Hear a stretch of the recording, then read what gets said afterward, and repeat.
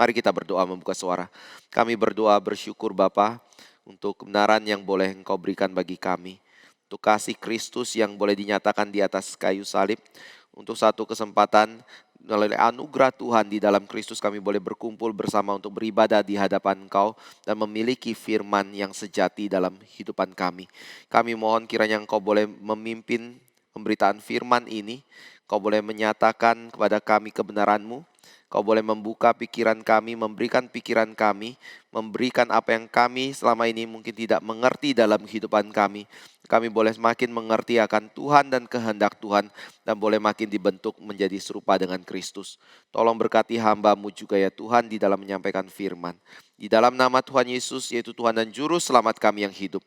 Kami telah berdoa. Amin. Kita akan melanjutkan pembahasan kita dari Kisah Rasul pasal 16. Kemarin kita tidak selesai. Kisah Rasul pasal 16 kita baca dari ayat yang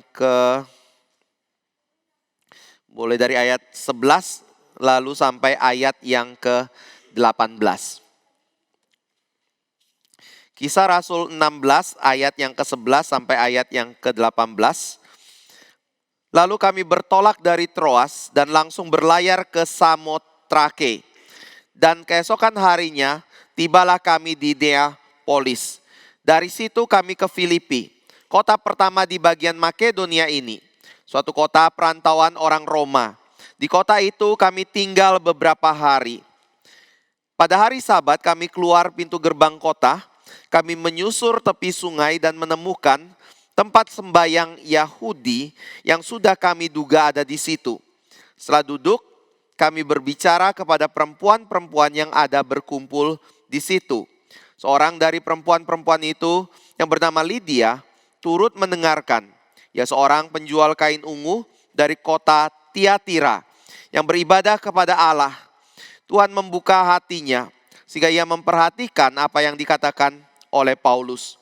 Sesudah ia dibaptis bersama-sama dengan seisi rumahnya, ia mengajak kami, katanya, jika kamu berpendapat bahwa aku sungguh-sungguh percaya kepada Tuhan, marilah menumpang di rumahku.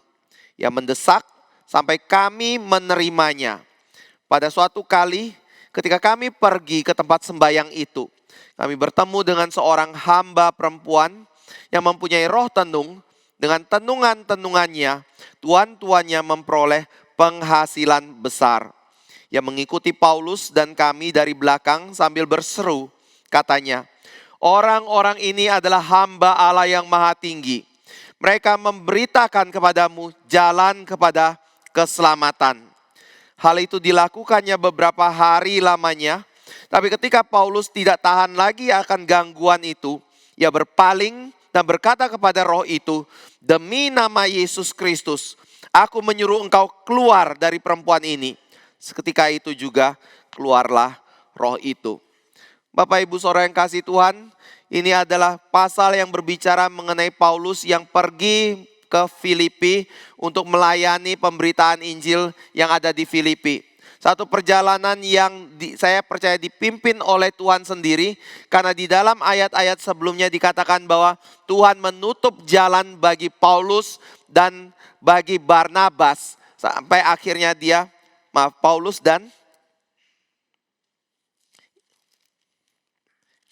Paulus dan Silas. Sampai akhirnya mereka tiba di kota Filipi.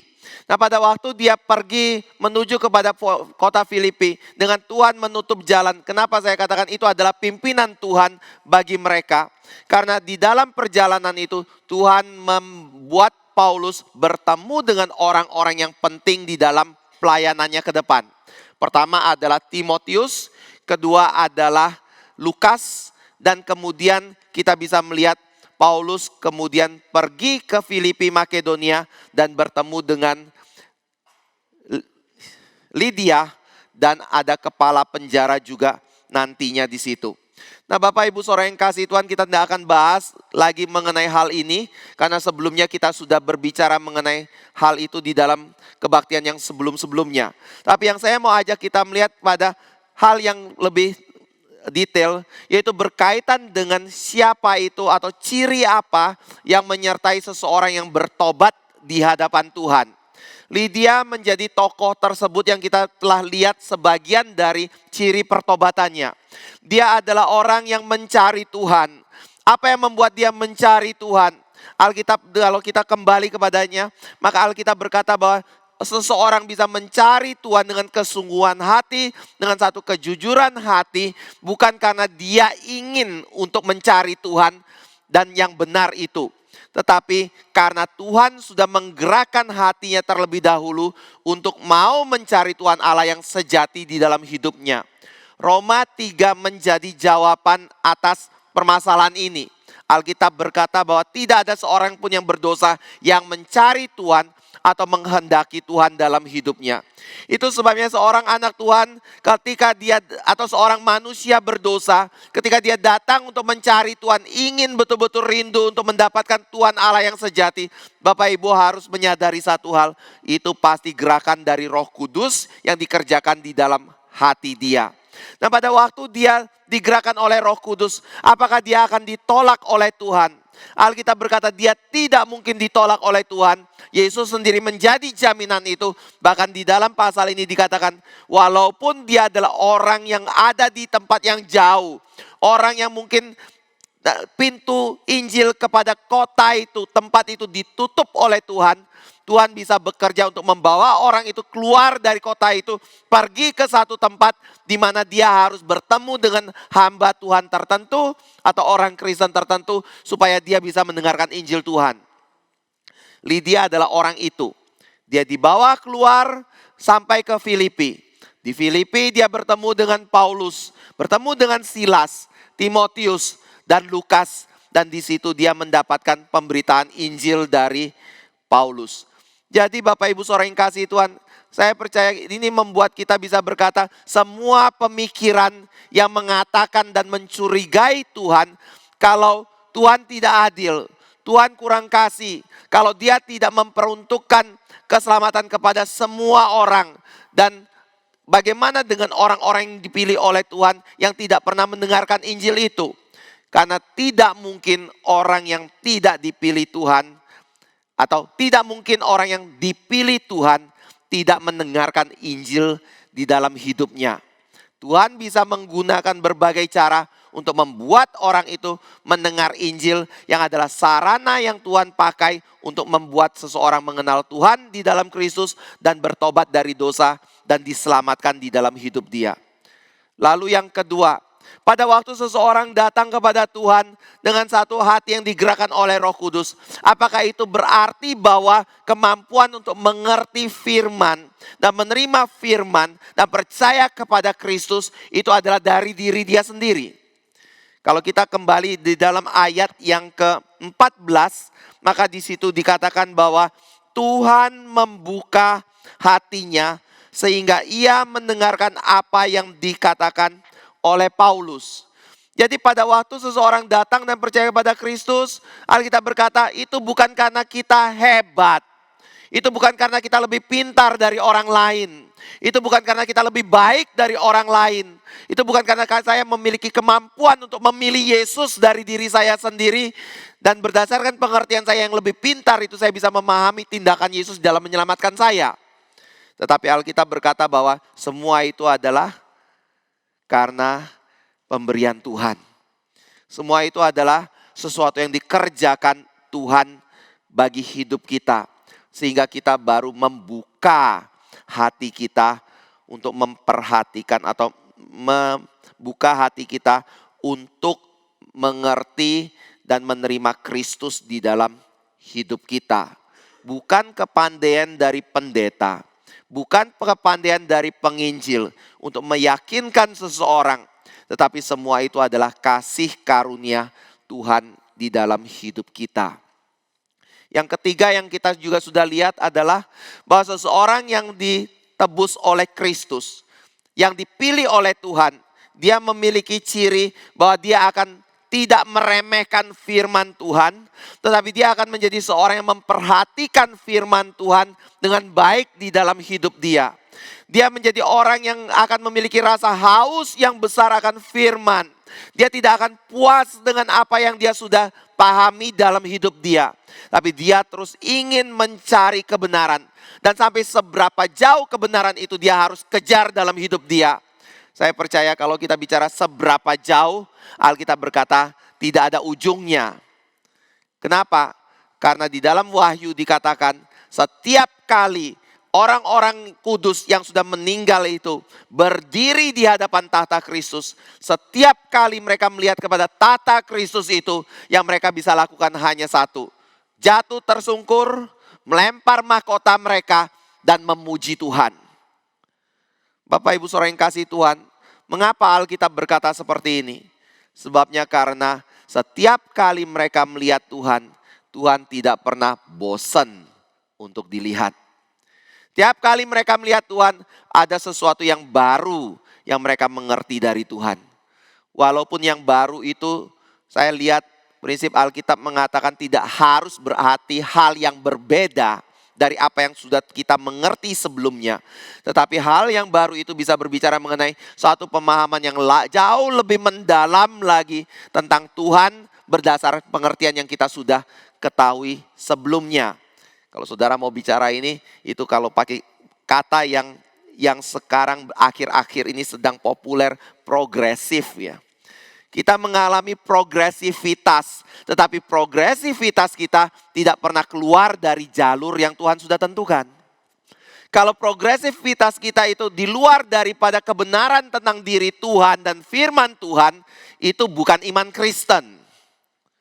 Tapi progresivitas yang kita alami di dalam pertumbuhan pengenalan kita akan Tuhan harus di dalam jalur benang merah yang Tuhan sudah nyatakan di dalam kitab suci melalui para nabi, para rasul, para bapak gereja apostolik, para bapak-bapak gereja yang lain sampai kepada zaman kita hari ini.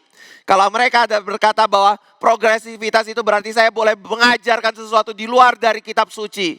Saya boleh mengajarkan sesuatu kebenaran yang di luar daripada pengajaran para rasul dan nabi dan tokoh-tokoh daripada bapak gereja sebelumnya. Bapak Ibu boleh coret dia dari list untuk didengar ya. Karena itu bukan Kristen. Progresivitas harus ada di dalam jalur benang merah itu. Itu sebabnya pada waktu kita berbicara mengenai penyembahan yang dilakukan oleh orang-orang kudus yang sudah meninggal di hadapan Tuhan. Saya yakin sekali hal yang baru itu bukan hal yang baru, totally baru. Tapi ketika dia melihat kepada kasih Kristus, saya yakin ketika Bapak Ibu mengerti tentang cinta kasih Kristus di dalam dunia ini. Dengan orang-orang yang sudah meninggal melihat cinta kasih Kristus di dalam kekekalan itu berbeda. Mereka pasti lebih dalam. Mereka pasti lebih mengerti. Pengertian mereka pasti lebih terang daripada diri kita. Nah pada waktu kita makin melihat lagi ke dalam cinta kasih itu, makin kita tidak bisa mengerti lagi mengapa ada Allah yang suci, Allah yang kekal, Allah yang tidak membutuhkan ciptaan, Allah yang tetap berkuasa, yang namanya, kemuliaannya, kebenarannya, keadilannya, cinta kasihnya yang sama bijaksana yang sama sekali tidak bisa berubah itu dan tidak ada pengaruh apapun dari ciptaan dan diri kita yang bisa mempengaruhinya itu tetap mau mengasihi kita dan bahkan berkorban nyawa demi diri kita. Bapak Ibu Saudara yang kasih Tuhan, itu adalah kebenaran yang saya lihat diri saya sendiri nggak bisa mengerti sepenuhnya akan cinta kasih itu. Dan ini membuat yang bisa kita lakukan hanya bersyukur dan bersyukur. Makin mengenal Tuhan, makin besar syukur kita. Makin mengenal Tuhan, makin kita mengkomitkan hidup kita kepada Tuhan. Makin mengenal Tuhan, makin kita sujud dan menyembah kepada Tuhan. Makin kita mengenal Tuhan, makin kita tidak berani melakukan dosa dan hal-hal yang mendukakan hati Tuhan dalam hidup kita. Makin kita mengenal Tuhan, makin kita ingin hidup benar seperti Tuhan yang benar dan suci itu. Bapak Ibu Saudara yang kasih Tuhan, ini adalah hal yang Tuhan kerjakan dalam hidup kita. Itu sebabnya tadi saya katakan pada waktu kita bicara tentang ciri dari orang yang diselamatkan, Lydia memiliki itu. Dia memperhatikan firman Tuhan. Dia tidak mau beralih dari firman Tuhan. dan dia menangkap firman Tuhan itu dan meresapi firman Tuhan itu di dalam kehidupannya. Mungkin salah satu doa yang kita perlu naikkan kepada Tuhan dan harus dinaikkan kepada Tuhan adalah, Tuhan, berikan kepadaku apa yang aku tidak miliki. Bukan materi. Saya bicara mengenai rohani ya. Tuhan, berikan pengertian kepadaku, pengertian yang sebelumnya aku tidak mengerti. Dan Tuhan, bentuk aku seperti yang Tuhan kehendaki. Saya lihat itu adalah doa yang penting, yang mungkin jarang sekali untuk kita doakan di hadapan Tuhan. Tetapi semua itu baru bisa terjadi kalau kita adalah orang yang memperhatikan firman Tuhan dengan sungguh-sungguh. Makanya Bapak Ibu Saudara yang kasih Tuhan, saya heran kadang, saya ngerti ini ya, karena saya juga kadang-kadang mengalami itu, apalagi kalau capek sekali. Kita bisa ketiduran. Tapi kalau kita sungguh-sungguh dalam kondisi yang kuat, rasa haus untuk mengerti firman itu harusnya ada dalam hidup kita. Rasa di mana kita harus beribadah kepada Tuhan dan tidak mau diganggu oleh hal-hal lain dalam hidup kita, oleh teman di sebelah kita yang mengajak kita berbicara, atau HP yang kita pegang, dan segala sesuatu yang lain, itu kita tidak mau diganggu olehnya. Karena apa? Kita mengerti tentang keseriusan ibadah, kita mengerti pentingnya firman yang dikabarkan bagi diri kita itu. Jadi kalau bicara tentang jangkauan, ada batasnya enggak? Saya percaya tidak. Karena Allah tidak terbatas. Tapi kalau bicara mengenai kebenaran seberapa, maksudnya itu jangkauan itu berapa, kuantitasnya berapa jauh kayak gitu ya. Tapi kalau bicara mengenai sesuatu yang, kalau ngomong kayak gini juga mungkin kita bisa ngomong tidak terbatas ya, kualitasnya seperti itu. Tapi pada waktu kita bicara Tuhan memberitakan pengajaran dan kita harus menerima pengajaran itu, ada enggak kita boleh berkata, Tuhan, saya cukup dalam pengertian bukan kuantitas, tetapi saya cukup dalam pengertian kualitas. Maksudnya begini, Tuhan, saya sudah mengerti tentang firman. Apa itu? Tentang kematian Kristus, tentang kehidupan Kristen, tentang dikit-dikit tentang Allah lah, mengenai Allah Tritunggal. Lalu ngertinya dari mana? Ya dari pendeta saya yang diajarkan kepada saya tiap minggunya di dalam gereja. Dan pada waktu saya bertemu dengan orang Kristen yang lain, saya merasa ada perbedaan, tetapi saya merasa mungkin ketika orang Kristen itu ngomong kepada saya bahwa saya punya pengertian itu salah kayak gitu, atau kurang, saya bisa memperdalamnya atau memperbaiki dan harus memperbaiki pengetahuan saya merasa cukup. Gak perlulah, saya sudah tahu kok. Dasarnya apa? Sinode saya ngajarin, gereja saya ngajarin, hamba Tuhan saya ngajarin. Jadi kalau ada orang Kristen berani mengecam saya, dia sombong sekali. Gak boleh seperti itu, apalagi menyalahkan saya punya pengertian dari firman Tuhan. Bisa gak seperti itu?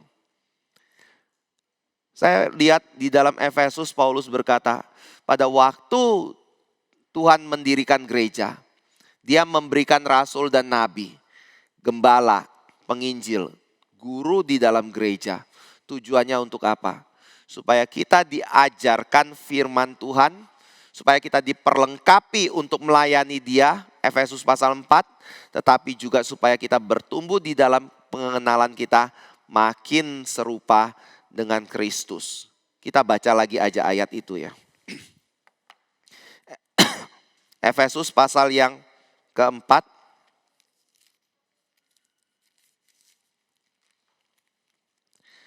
Efesus pasal keempat kita baca dari ayat ke-12. Untuk memperlengkapi orang-orang kudus bagi pekerjaan pelayanan bagi pembangunan tubuh Kristus.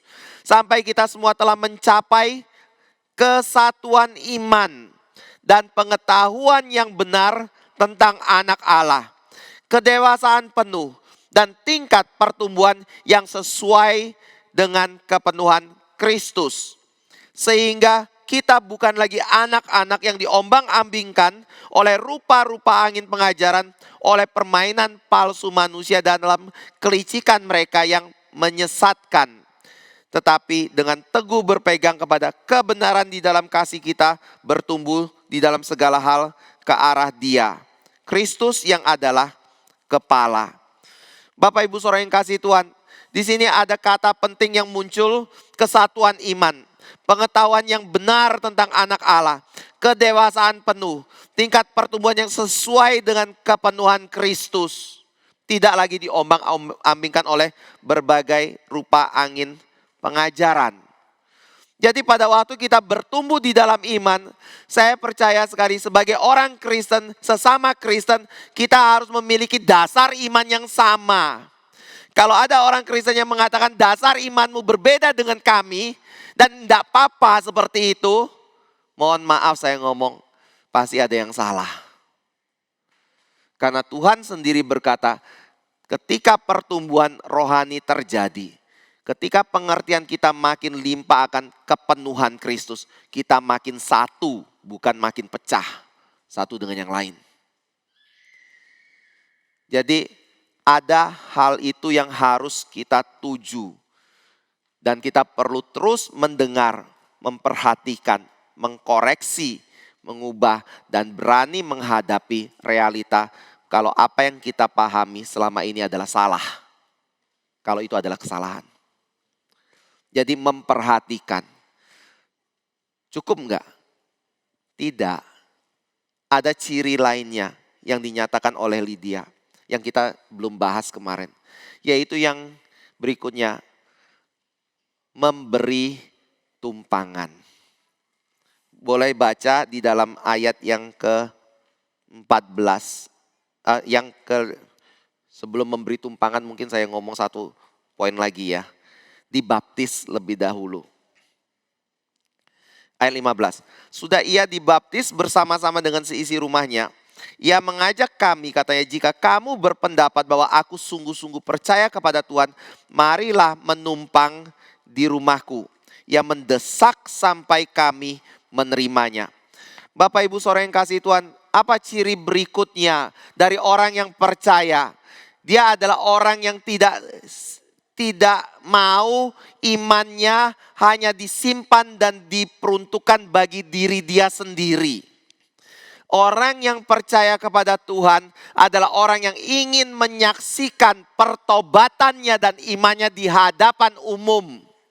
Mengapa saya berkata seperti ini? Dari satu kata, dibaptis. Bapak Ibu Saudara yang kasih Tuhan, kita jangan melihat baptisan itu adalah satu sakramen yang sepele. Itu bukan sesuatu yang sepele, tetapi Tuhan berikan perintah itu untuk kita jalankan dalam hidup kita. Tujuannya untuk apa? Tujuannya untuk memberi kesaksian kalau saya adalah orang yang percaya kepada Kristus, saya percaya bahwa darah Kristus sudah menghapus dosa saya sekarang dipersatukan dengan Kristus, saya sudah mengalami pertobatan dan saya ingin hidup baru di dalam gereja lokal yang Tuhan tempatkan di dalam dunia ini bersama-sama dengan orang Kristen yang lain. Itu baptisan. Jadi pada waktu saya sudah percaya kepada Kristus, Lydia berkata apa? Enggak cukup saya hanya mengaku dengan mulut saya saja. Saya percaya Yesus adalah Tuhan dan Juru Selamat. Saya ngomong enggak cukup bukan berarti iman enggak cukup kayak gitu ya. Iman cukup. Dan hanya iman kepada Kristus yang menyelamatkan. Tidak ada bagian dari sakramen dan perbuatan yang menyelamatkan diri kita. Tapi kenapa saya berkata tidak cukup? Karena pada waktu kita mengaku percaya kepada Tuhan, apa buktinya? Hanya ngomong saya percaya Tuhan, tapi saya tidak mentaati sakramen Tuhan tentang baptisan. Saya ngomong saya percaya Tuhan, tapi saya hidup sebagai seorang yang tidak menuntut kebenaran Tuhan. Saya percaya kepada Tuhan, tapi saya tidak punya cinta kasih kepada istri. Saya percaya kepada Tuhan, tapi tidak ada penundukan diri seorang istri kepada suaminya, begitu. Saya percaya kepada Tuhan tetapi anak kurang ajar kepada orang tua. Saudara bisa tambahkan listnya. Apakah itu berarti saya percaya kepada Tuhan? Alkitab berkata tidak. Bapak Ibu Saudara yang kasih Tuhan, iman pasti harus disertai dengan bukti ketaatan. Yesus pernah berkata, kalau engkau mengasihi aku, engkau mentaati perkataanku, firmanku. Jadi kenapa kita bisa berkata kalau Lydia adalah orang yang percaya kepada Tuhan? Nah, pada waktu dia percaya, dia dengar anak Tuhan harus dibaptis. Maka saya dibaptiskan. Setelah dia dibaptis, apa yang terjadi? Dia nggak puas diri dia sendiri yang dibaptis. Dia bawa seluruh isi rumahnya untuk dibaptiskan. Bapak Ibu Saudara yang kasih Tuhan, kelihatannya Ibu Lydia ini adalah orang yang punya karakter yang kuat, tetapi dia juga adalah orang yang sangat dihormati di dalam keluarga. Orang yang dianggap sepele di dalam keluarga, saya yakin nggak akan didengar oleh keluarganya. Tapi kenapa dia bisa membawa satu keluarga untuk datang kepada Tuhan?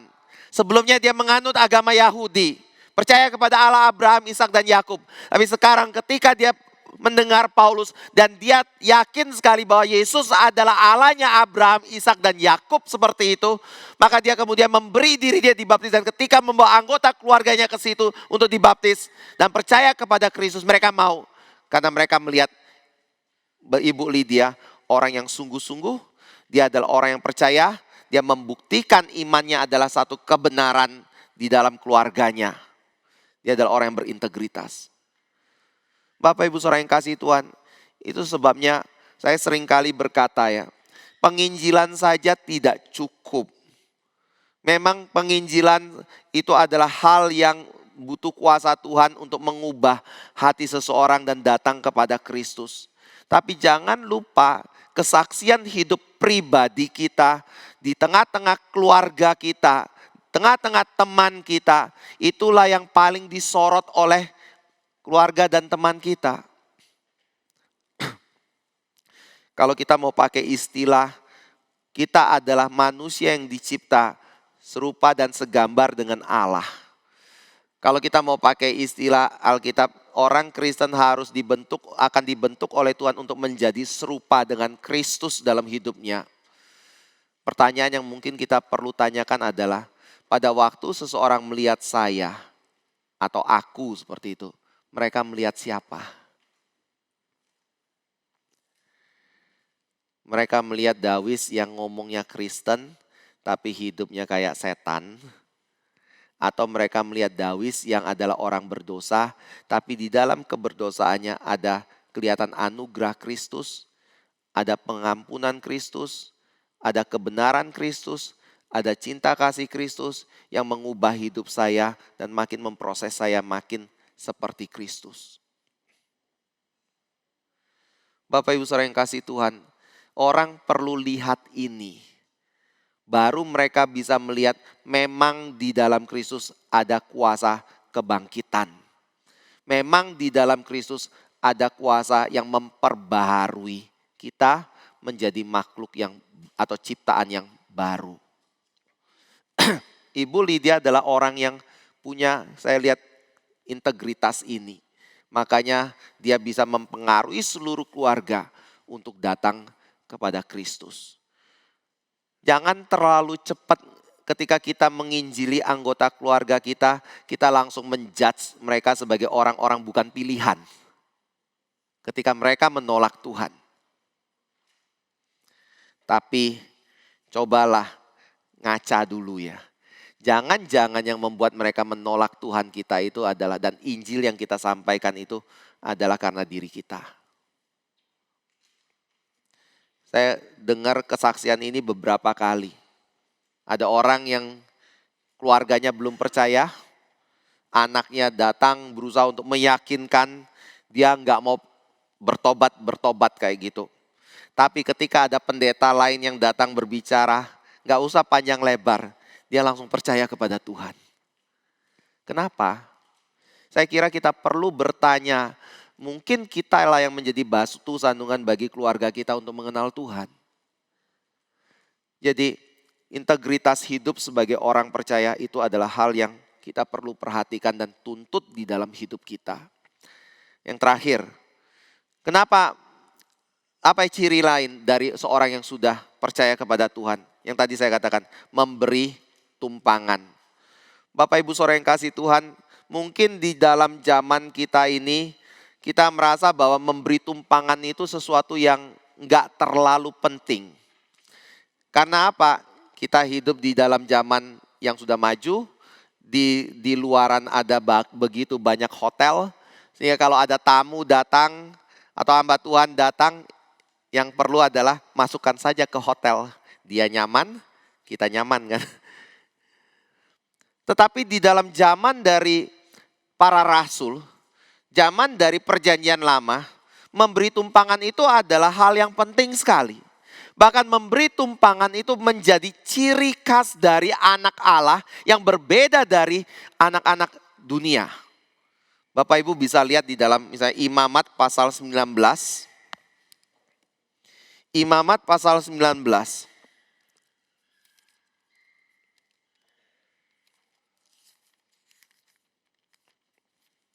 Kita boleh baca dari ayat 33 dan 34.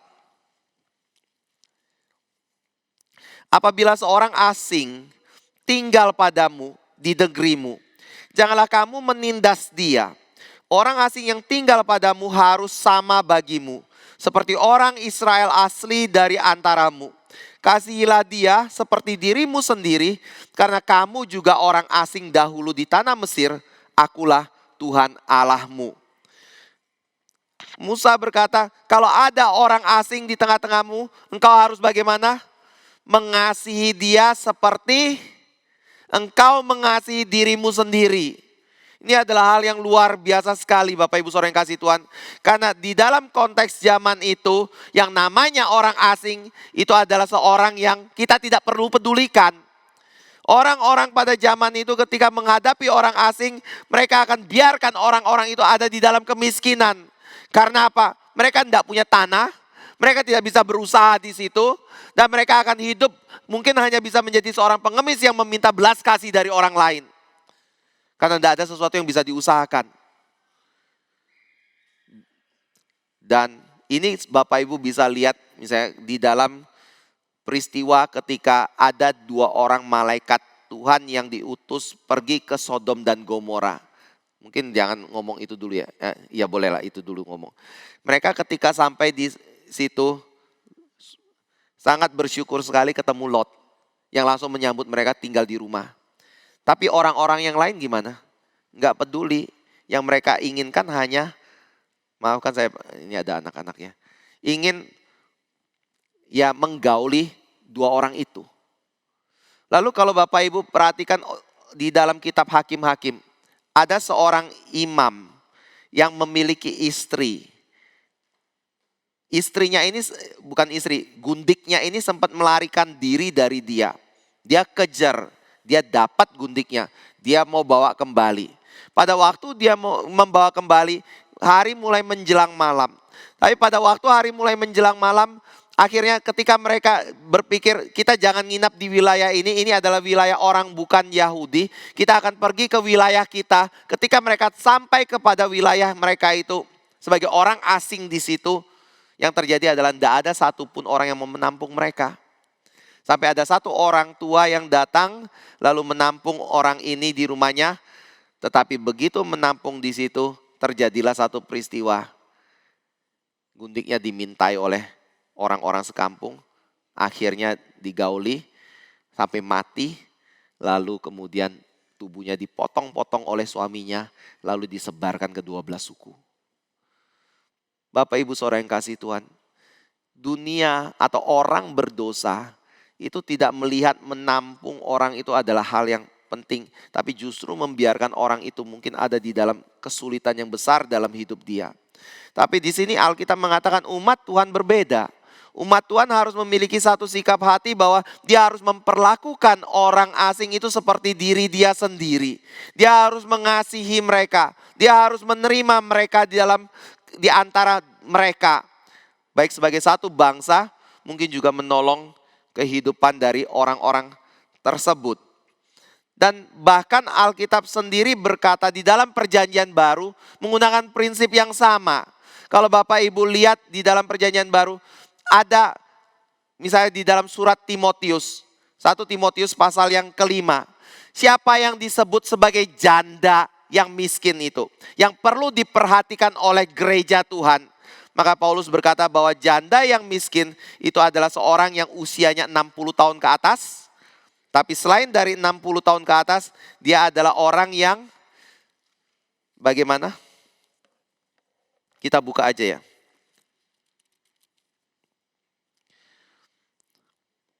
Ayat yang ke-9.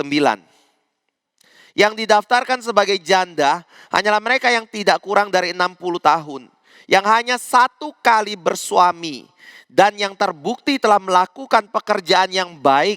Seperti mengasuh anak. Lalu memberi tumpangan. Membasuh kaki saudara-saudara seiman. Menolong orang yang hidup dalam kesesakan. Pendeknya, mereka yang telah menggunakan segala kesempatan untuk berbuat baik. Itu adalah orang yang takut Tuhan. Selain dari janda, Tuhan juga berkata, penilik jemaat harus memiliki kualitas yang sama, yaitu memberi tumpangan. Coba buka 1 Timotius pasal yang ketiga. Ayat yang kedua.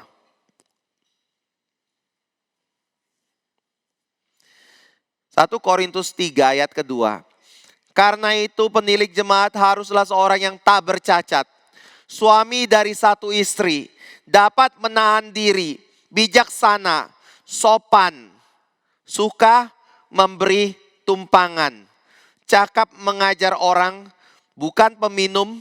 Bukan pemarah. Melainkan peramah. Pendamai. Bukan hamba uang. Seorang kepala keluarga yang baik. Yang disegani dan dihormati oleh anak-anaknya. Jadi salah satu ciri menjadi seorang penilik jemaat. Penilik jemaat ini siapa? Bahasa lainnya adalah pendeta ya. Salah satu ciri dari seorang pendeta adalah dia harus terbuka rumahnya untuk bisa menerima orang lain. Nah bahkan Bapak Ibu Saudara yang kasih Tuhan, kenapa kita harus menerima ini? Alkitab bahkan memberikan dorongan kepada kita supaya kita mau menerima mereka. Misalnya di dalam Ibrani, Bapak Ibu bisa lihat pasal yang ke-13 ayat yang kedua. Pada waktu kita memberi tumpangan kepada orang lain, maka di situ engkau mungkin sedang menyambut malaikat. Ada satu dorongan seperti itu. Nah, saya kembali kepada pertanyaan. Mengapa? Mungkin kita berpikir, ya kalau malaikat ya saya mau dong memberi tumpangan. Tapi masalahnya kan yang saya beri tumpangan bukan malaikat, seringkali manusia kayak gitu. Apakah saya perlu memberi tumpangan apalagi di dalam zaman kita sekarang ini penuh dengan hotel dan segala macam. Saya kira perlu ada bijaksana di situ ya. Tetapi yang menjadi poin utama dari kita memberi tumpangan itu bukan cuma sekedar memberi tumpangan. Tetapi membuka pintu rumah kita untuk orang bisa hadir di tengah-tengah keluarga kita. Tujuannya untuk apa? Untuk memberi kesaksian. Bapak Ibu Saudara yang kasih Tuhan. Saya kalau perhatikan orang membangun rumah. Apalagi kalau dia adalah kelas ekonomi menengah ke atas kayak gitu. Ada satu kecenderungan, rumah itu dibangun dengan tembok yang tingginya bisa 2 meter lebih, yang full menutupi semuanya. Mau manggil aja susah, kalau perlu ada security di situ ya. Ya nggak salah juga ya kasih security. Saya baru tahu salah satu pengurus gereja kita di Jogja, ini baru cerita kemarin di dalam perjalanan pulang dari ibadah Padang. Saya nggak pernah tahu sebelumnya. Tapi di dalam cerita ini dia ngomong, Bapak tahu nggak, pengurus itu ya Pak ya, anaknya waktu masih kecil, masih bayi kayak gitu. Ketika keluarga sedang keluar, pembantunya jaga dia. Perampok masuk, bahkan pembantunya dibunuh. Cepat-cepat panggil pendeta untuk bawa anaknya dan menyelamatkan anaknya. Saya ngomong, ya. Saya jadi lebih mengerti kalau hari libur kenapa dia menjaga atau tinggal. Kadang-kadang nggak begitu mudah meninggalkan rumah seperti itu. Tapi di balik itu ada peristiwa seperti ini. Jadi kalau kita membangun satu tembok untuk sekuritas keamanan, saya kira ya ada porsinya di situ. Tetapi begini, pada waktu kita makin tinggi level ekonomi kita, jarak kita dengan orang itu bagaimana? Apakah kita makin membatasi pergaulan kita? Apakah kita makin hanya melihat orang-orang yang terhormat itu adalah orang-orang yang selevel dengan kita ke atas seperti itu?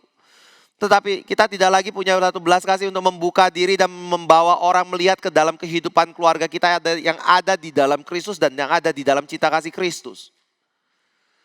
Saya lihat ini adalah hal yang kita perlu perhatikan. Karena salah satu daya tarik dari orang untuk mengenal Kristus, dia pasti ingin melihat keluarga kita juga seperti apa. Gampang menampilkan diri kita di luar sebagai orang yang baik. Tapi sulit sekali menampilkan diri kita sebagai orang baik di tengah-tengah keluarga kita dan mereka ada bersama-sama dengan diri kita. Memberi tumpangan. Itu sebabnya tadi saya katakan tujuannya adalah bukan cuma sekedar memberi tumpangan seperti itu. Tetapi kita perlu berpikir bahwa kita harus menjadikan keluarga kita sebagai kesaksian bagi orang lain untuk mengenal Injil. Dan biasanya siapa yang paling berpengaruh atau berkuasa di dalam hal ini?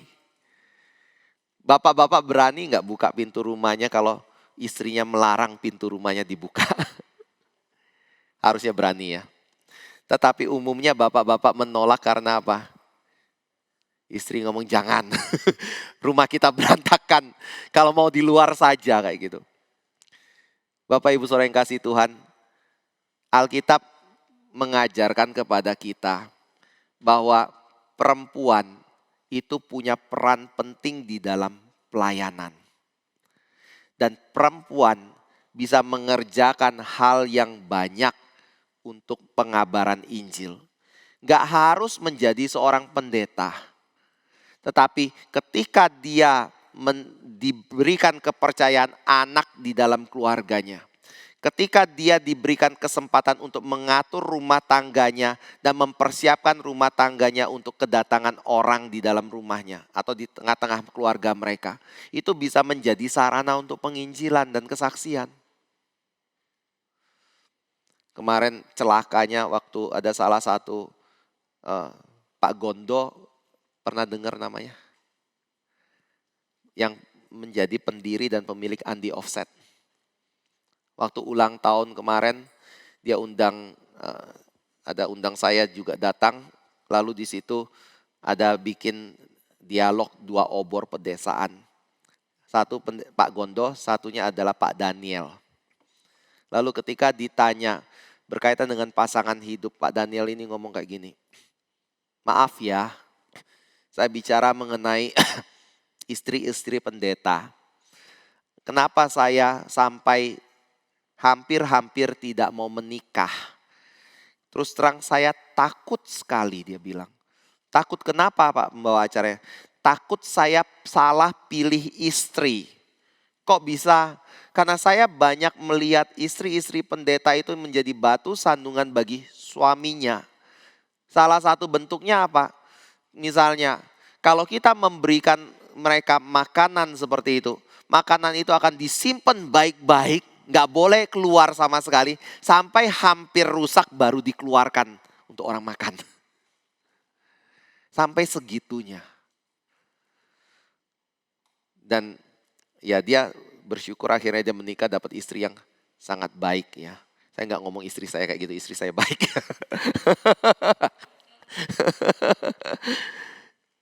Jadi pada waktu ibu-ibu mungkin berpikir bahwa hal yang paling penting di dalam gereja itu apa?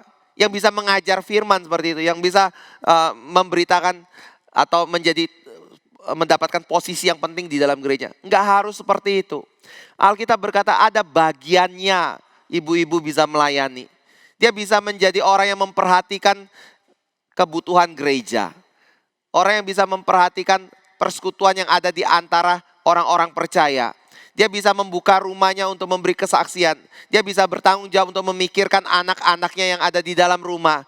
Dan sebagai ibu yang lebih senior, Paulus berkata ibu yang senior harus memperhatikan ibu-ibu muda, anak-anak perempuan muda dan mendidik mereka untuk mentaati suaminya dan juga untuk mengurusi rumah tangganya dengan baik.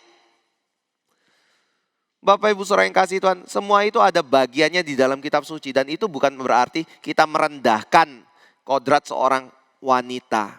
Tapi justru kita menghargai ada kesetaraan, ada perbedaan fungsi di dalam kehidupan keluarga. Apalagi kalau kita sama-sama mengerjakannya itu untuk kepentingan dari nama Tuhan. Dan bahkan demi untuk mendorong keluarga-keluarga Kristen mau membuka pintu untuk menjadi saksian. Tuhan Alkitab memberikan kepada kita satu gambaran yang menarik sekali. Bapak Ibu Saudara yang kasih Tuhan, kalau malaikat datang, senang gak dijamu? Senang kan? Kalau Tuhan yang datang, gimana? Buka pintu gak? Skeptik langsung ya. Jujur kalau Bapak Ibu didatangi oleh Tuhan seperti Abraham didatangi oleh Tuhan. Yang Bapak Ibu lakukan apa? Kejadian 18 loh. Langsung suruh mampir rumah. Siapin makanan segala macam yang paling istimewa. Begitu enggak? Kok diem semua? Bingung ya? Bapak ini ngajarin doktrin yang salah ya Tuhan. Sudah buka Kejadian 18 dulu deh ya. Kejadian 18.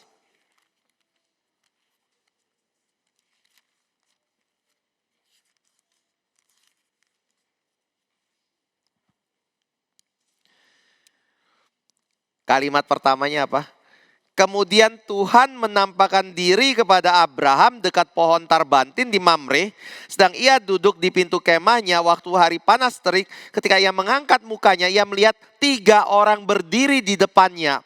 Sudah dilihatnya mereka, ia berlari dari pintu kemahnya menyongsong mereka, lalu sujudlah ia ke tanah serta berkata, Tuanku, jika aku telah mendapat kasih Tuanku, janganlah kiranya lampaui hambamu ini.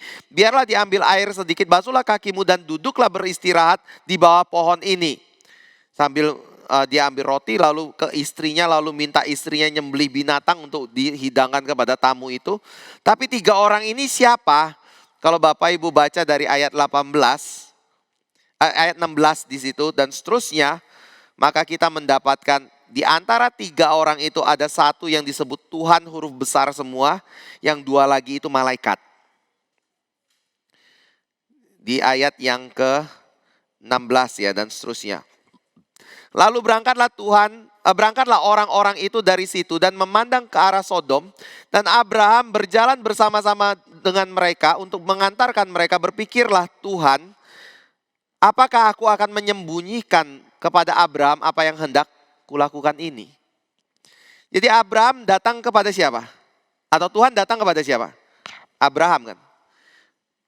Perjanjian Lama sering kali mencatat orang-orang bertemu dengan Tuhan. Nah Bapak Ibu Saudara yang kasih Tuhan, saya tanya lagi ya. Senang gak kalau Tuhan kira-kira kalau bisa datang ke rumah kita, kita akan lakukan apa? Jangan-jangan ngomong celaka deh. Semua rahasia saya dan dosa saya dan keburukan saya terbongkar semua seperti itu. Senang gak? Waduh, celaka ini.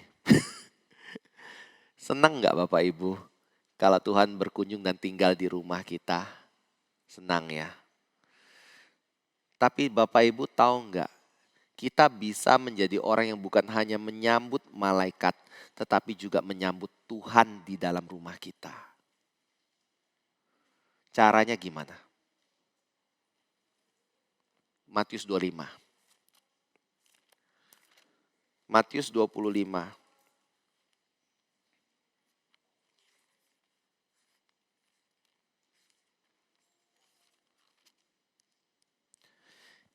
Boleh baca dari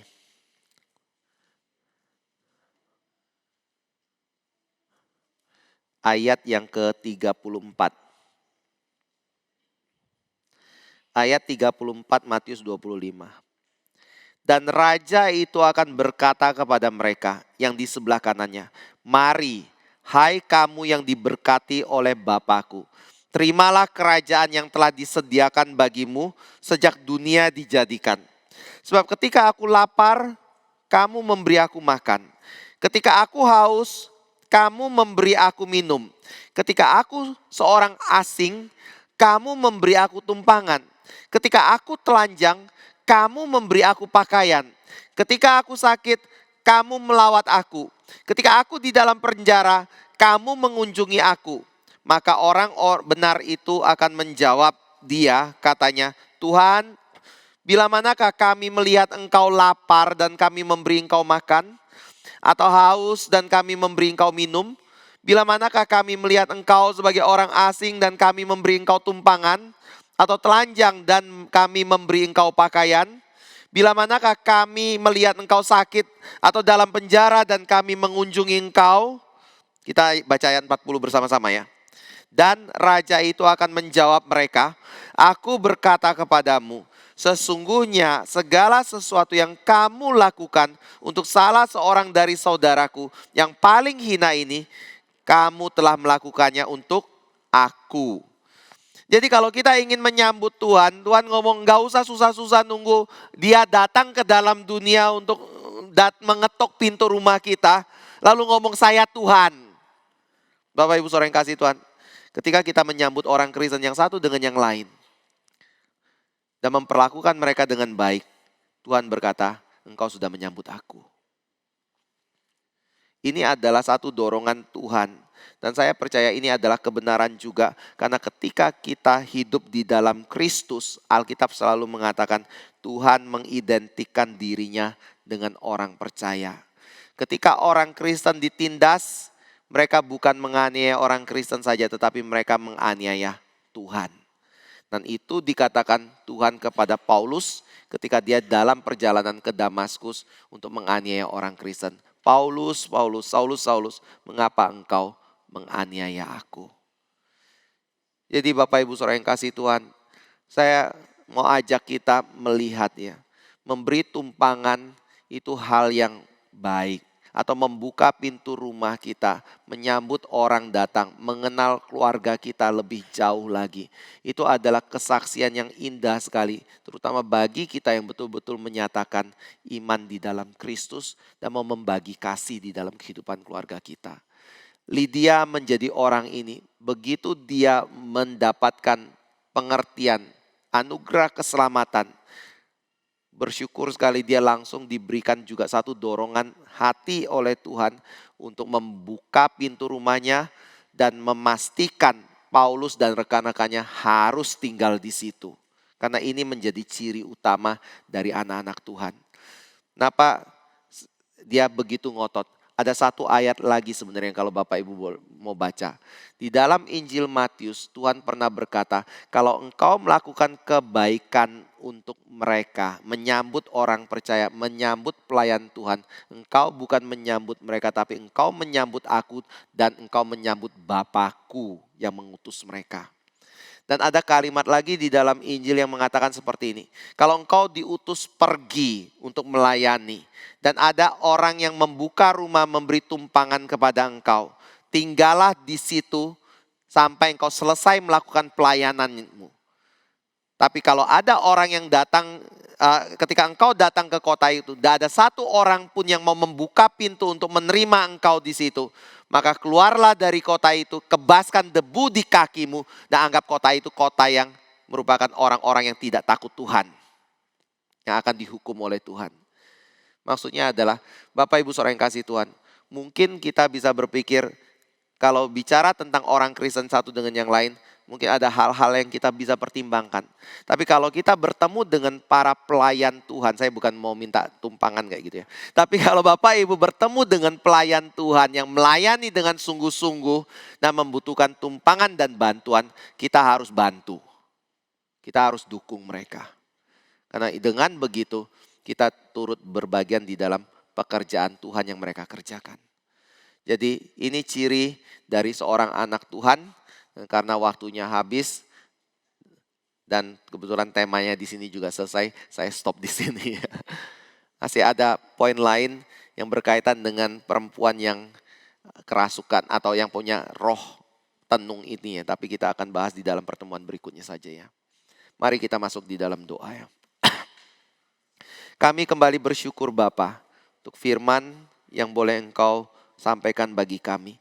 Kiranya teladan yang diberikan oleh anak-anak-Mu dalam kitab suci, kebenaran yang menjadi ciri dari seorang anak Tuhan yang sejati, itu juga boleh menjadi kebenaran yang kami hidupi sebagai anak-anak Tuhan yang telah ditebus di dalam Kristus.